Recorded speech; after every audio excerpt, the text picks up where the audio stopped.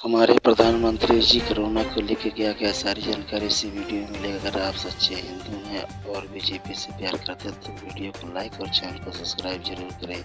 तमिलनाडु के तंजावुर में हुई आज जो हादसा हुआ उस पर अपना शोक प्रकट करता हूं।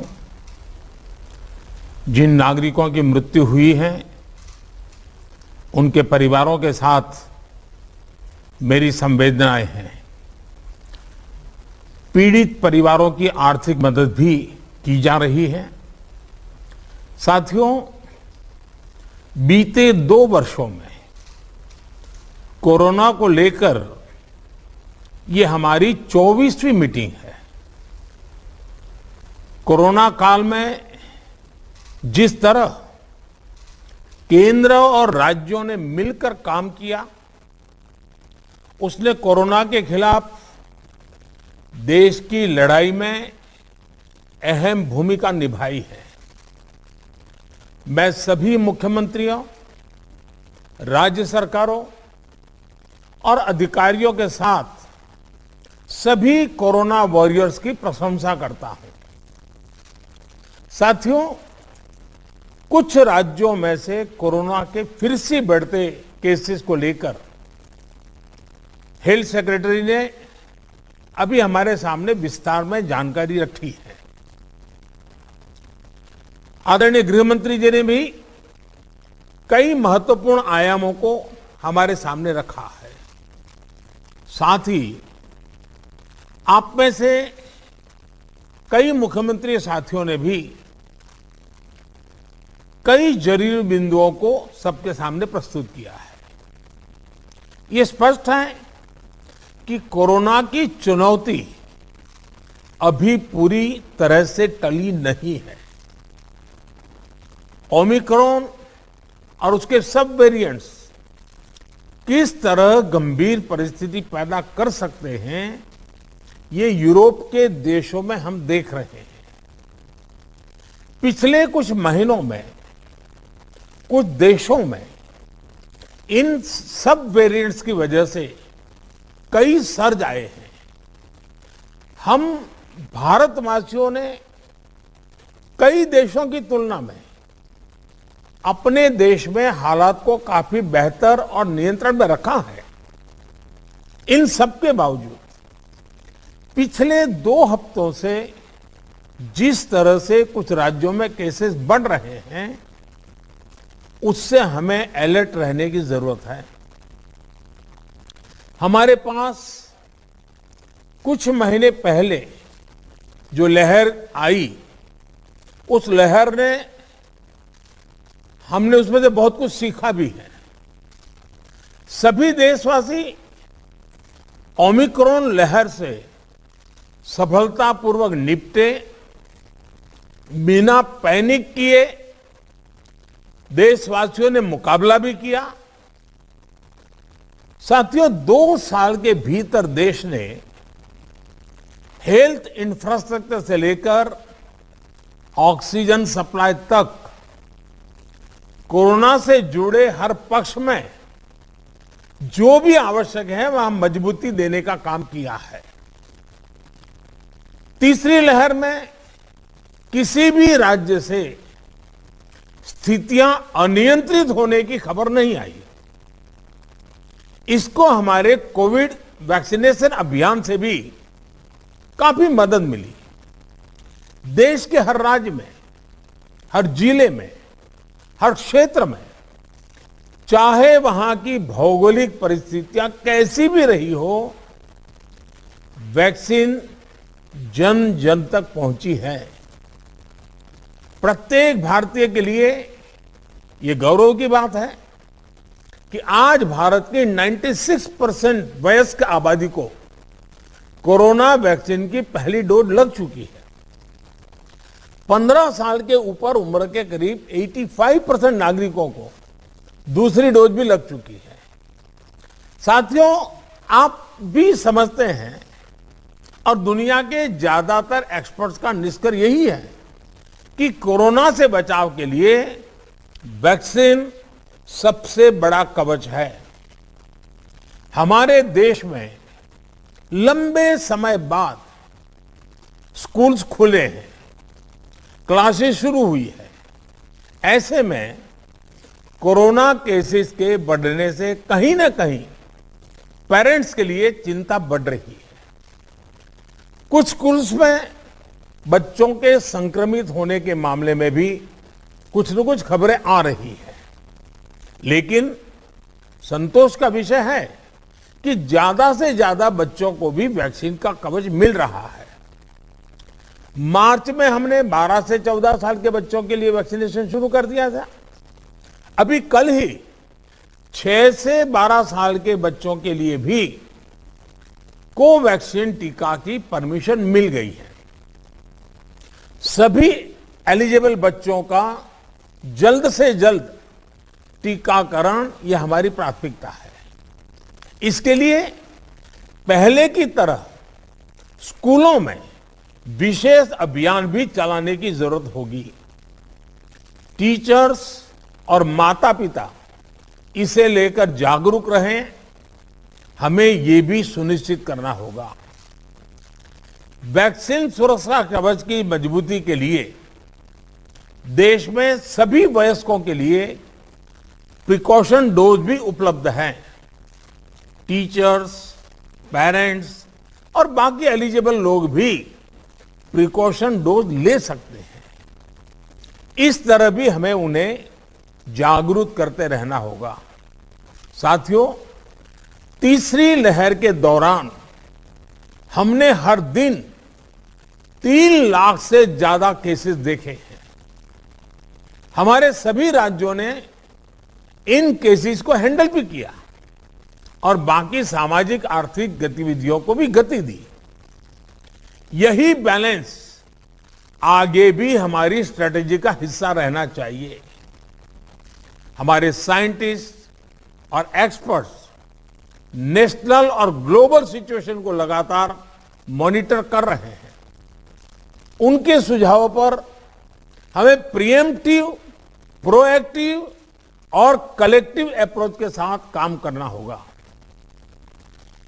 इन्फेक्शंस को शुरुआत में ही रोकना हमारी प्राथमिकता पहले भी थी और अब भी यही रहनी चाहिए। आप सबने भी जिस बात का उल्लेख किया, टेस्ट, ट्रैक और ट्रीट की हमारी स्ट्रेटेजी को भी हमें उतने ही प्रभावी तौर पर लागू करना है।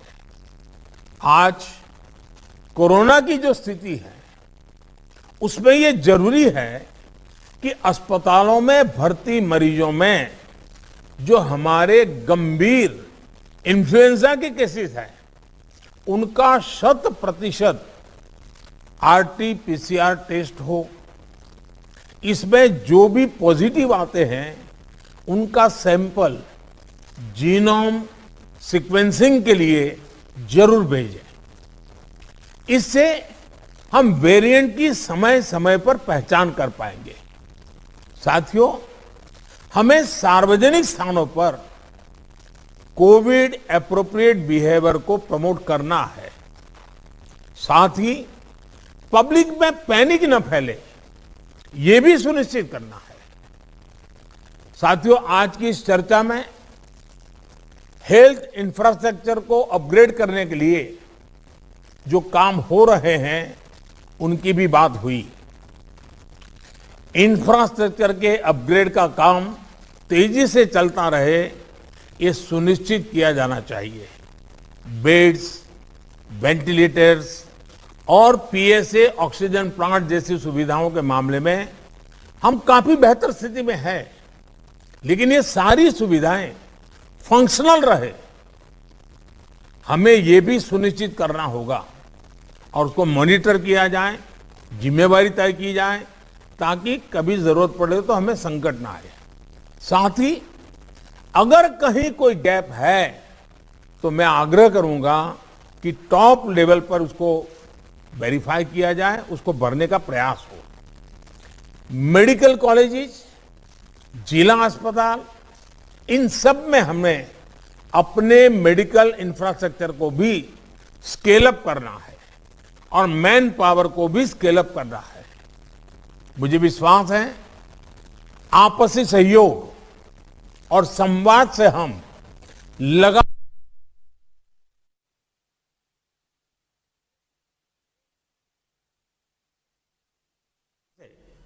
कोरोना के खिलाफ लड़ाई लड़ते भी रहेंगे और रास्ते भी निकालते रहेंगे। साथियों, कोऑपरेटिव फेडरलिज्म की जिस भावना को संविधान में व्यक्त किया गया है, उस पर चलते हुए भारत ने कोरोना के खिलाफ मजबूती से ये लंबी लड़ाई लड़ी है। वैश्विक परिस्थितियों की वजह से, बाहरी कारकों की वजह से देश की आंतरिक परिस्थितियों पर जो प्रभाव होता है, केंद्र और राज्यों ने मिलकर उसका मुकाबला किया भी है और आगे भी करना ही होगा।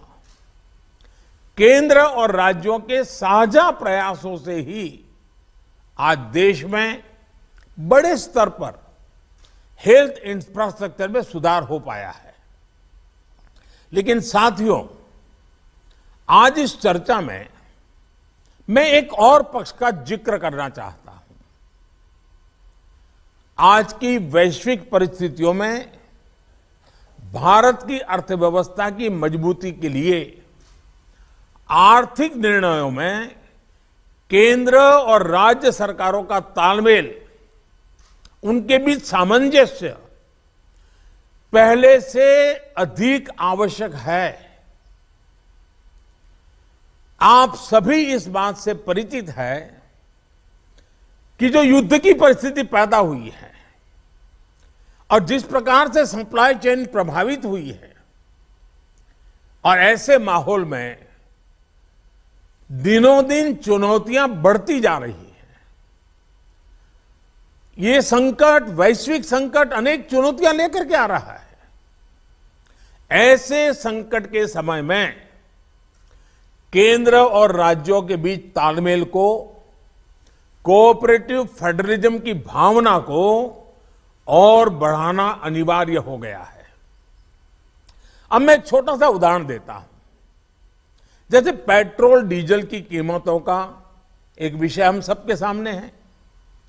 देशवासियों पर पेट्रोल डीजल की बढ़ती कीमत का बोझ कम करने के लिए केंद्र सरकार ने एक्साइज ड्यूटी में कमी की थी। पिछले नवंबर महीने में कम की थी। केंद्र सरकार ने राज्यों से भी आग्रह किया था कि वो अपने यहां टैक्स कम करे और ये बेनिफिट नागरिकों को ट्रांसफर करे। इसके बाद कुछ राज्यों ने तो भारत सरकार की इस भावना के अनुरूप यहां टैक्स कम कर दिया, लेकिन कुछ राज्यों द्वारा अपने राज्य के लोगों को इसका कोई लाभ नहीं दिया गया। इस वजह से पेट्रोल डीजल की कीमतें इन राज्यों में अब भी दूसरों के मुकाबले कहीं ज्यादा है। ये एक तरह से इन राज्यों के लोगों के साथ अन्याय तो है ही, साथ ही पड़ोसी राज्यों को भी नुकसान पहुंचाता है। स्वाभाविक है कि जो राज्य टैक्स में कटौती करते हैं उन्हें राजस्व की हानि होती है। जैसे अगर कर्नाटका ने टैक्स में कटौती नहीं की होती तो उसे इन 6 महीनों में 5,000 करोड़ रुपए से ज्यादा का राजस्व मिलता।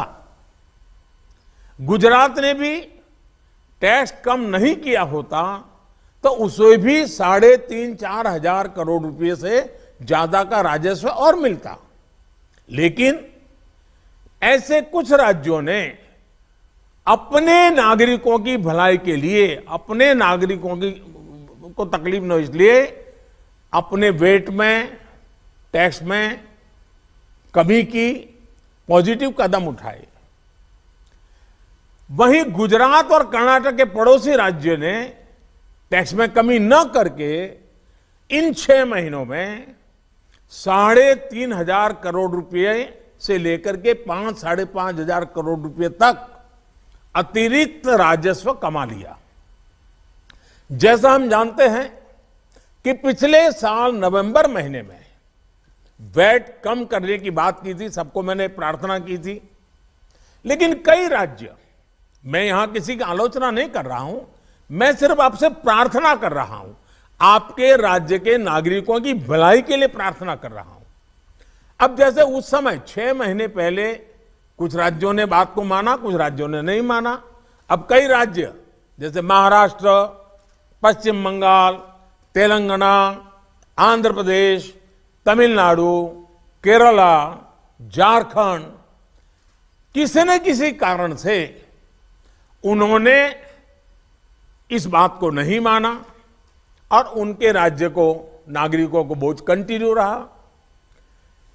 मैं इस बात में नहीं जाऊंगा कि इस दौरान इन राज्यों ने कितना रेवेन्यू कमाया, लेकिन अब आपसे मेरी प्रार्थना है कि देश हित में आप पिछले नवंबर में जो करना था, 6 महीने डिले हो चुका है, अब भी आप अपने राज्य के नागरिकों को वैट कम करके इसका बेनिफिट पहुंचाइए। आप सब जानते हैं कि भारत सरकार के पास जो रेवेन्यू आता है उसका 42% तो राज्यों के ही पास चला जाता है। मेरा सभी राज्यों से आग्रह है कि वैश्विक संकट के इस समय में कोऑपरेटिव फेडरलिज्म की भावना पर चलते हुए एक टीम के रूप में हम सब मिलकर काम करें। अब मैं, कई विषय हैं, बारीकी में नहीं जा रहा हूं, जैसे फर्टिलाइजर। आज हम तो फर्टिलाइजर पर दुनिया के देशों पर डिपेंडेंट है। कितना बड़ा संकट आया है, लगातार अनेक गुना सब्सिडी बढ़ रही है। हम किसानों पर बोझ ट्रांसफर नहीं करना चाहते।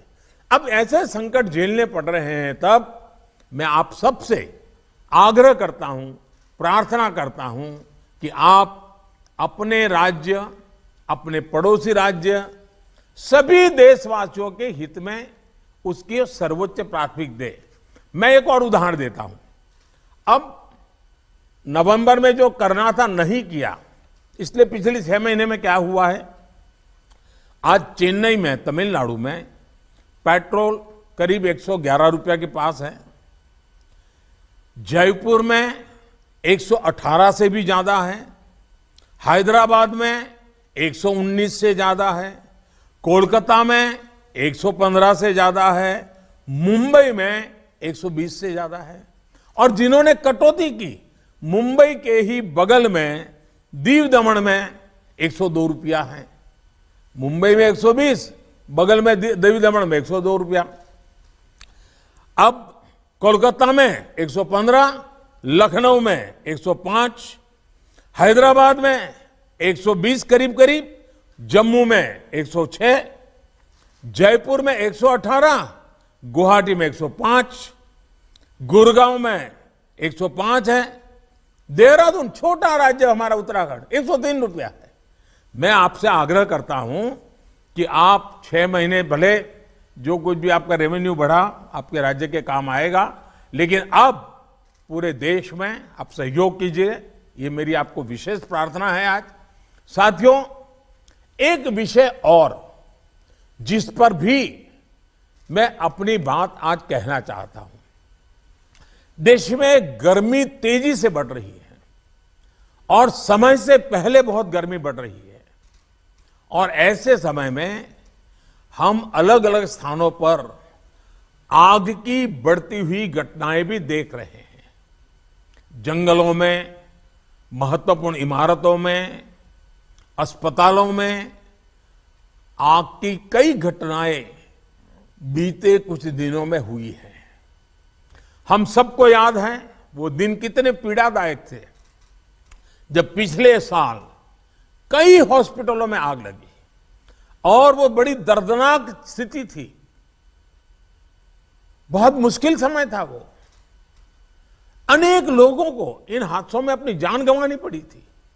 इसलिए मेरे सभी राज्यों से आग्रह है कि अभी से हम विशेषकर हॉस्पिटलों का सेफ्टी ऑडिट करवाएं, सुरक्षा के इंतजाम पुख्ता करें और प्राथमिकता के आधार पर करें। ऐसी घटनाओं से हम बच सके, ऐसी घटनाएं कम से कम हो, हमारा रिस्पांस टाइम भी कम से कम हो, जान माल की हानि ना हो, इसके लिए भी मैं आपको आग्रह करूंगा कि आप अपनी टीम को विशेष रूप से इस काम पर लगाइए और बिल्कुल मॉनिटरिंग कीजिए ताकि देश में कहीं हादसा न हो, हमारे निर्दोष नागरिकों को जान न गंवानी पड़े। साथियों, आप सभी ने समय निकाला, इसके लिए मैं एक बार फिर आप सबका आभार व्यक्त करता हूं और हमेशा मैं आपके लिए उपलब्ध रहता हूं। कोई भी जरूरी सुझाव आपके होंगे तो मुझे अच्छा लगेगा। मैं फिर एक बार आप सबका बहुत बहुत धन्यवाद करता हूं।